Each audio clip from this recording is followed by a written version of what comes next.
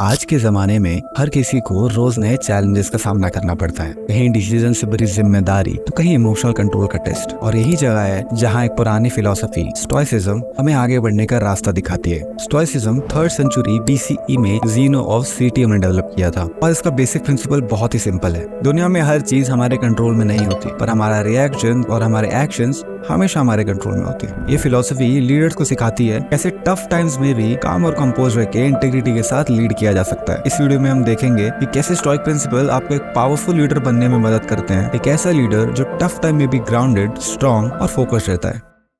Principal number 1, अमोर फाती, love of fate. ये स्टोइक कॉन्सेप्ट हमें ये बताता है कि लाइफ में चाहे कुछ भी होता है, चाहे वो अच्छा हो या बुरा, उसे पूरी पॉजिटिविटी के साथ एक्सेप्ट करना चाहिए। इसका मतलब हर इवेंट को ग्रोथ और अपॉर्चुनिटी के पॉइंट ऑफ व्यू से देखना चाहिए, सिर्फ स्ट्रगल के रूप में नहीं। लीडरशिप के कॉन्टेक्स्ट में अमोर फाती का मतलब है सक्सेस और फेलियर दोनों को एक्सेप्ट करना। जैसे अगर कोई स्ट्रेटेजिक प्लान फेल हो जाए तो उसको एक सेटबैक के रूप में देखने के बजाय उसको एक वैल्यूएबल अपॉर्चुनिटी समझो। ये माइंडसेट चैलेंजेस को लेसन में बदल देता है और आपको टफ टाइम में भी पॉजिटिव बनाए रखता है, which is very helpful in long run. Principle 2, the view from above. ये स्टोइक प्रैक्टिस हमें ये सजेस्ट करती है अपने सिचुएशन को ब्रॉडर पर्सपेक्टिव से देखो। ये आपको बिगर पिक्चर दिखाता है और करंट प्रॉब्लम की सीरियसनेस को कम करता है। Let me explain you. Leadership में ये प्रिंसिपल आपके डेली चैलेंजेस के इमोशनल इंपैक्ट को रिड्यूस करने में मदद करता है। फॉर एग्जांपल, सोचो अगर आपको एक प्रोजेक्ट मिला है और आप उसकी डेडलाइन को लेकर बहुत प्रेशर में हो, कुछ भी समझ नहीं आ रहा है। The view from above principle को फॉलो करके आप अपने को इमेजिन करो कि आप पूरी सिचुएशन को ऊपर से देख रहे हो,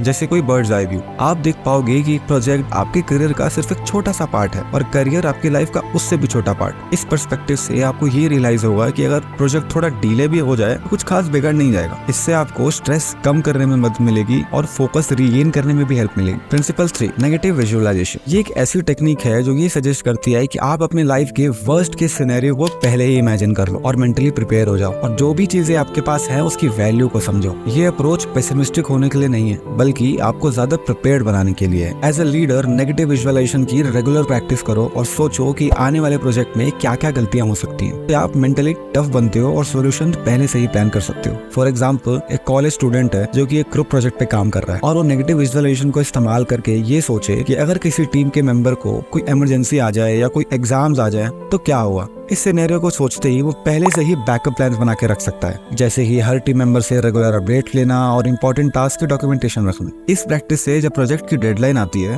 तो वो लीडर ज्यादा कॉन्फिडेंट फील करता है, क्योंकि उसने पोटेंशियल चैलेंजेस को पहले ही टैकल कर रखा है। इससे वो न सिर्फ मेंटली प्रिपेयर रहता है बल्कि अपनी टीम के एफर्ट्स की वैल्यू को भी समझता है, क्योंकि वो कलेक्टिव काम करने की इंपॉर्टेंस को जानता है।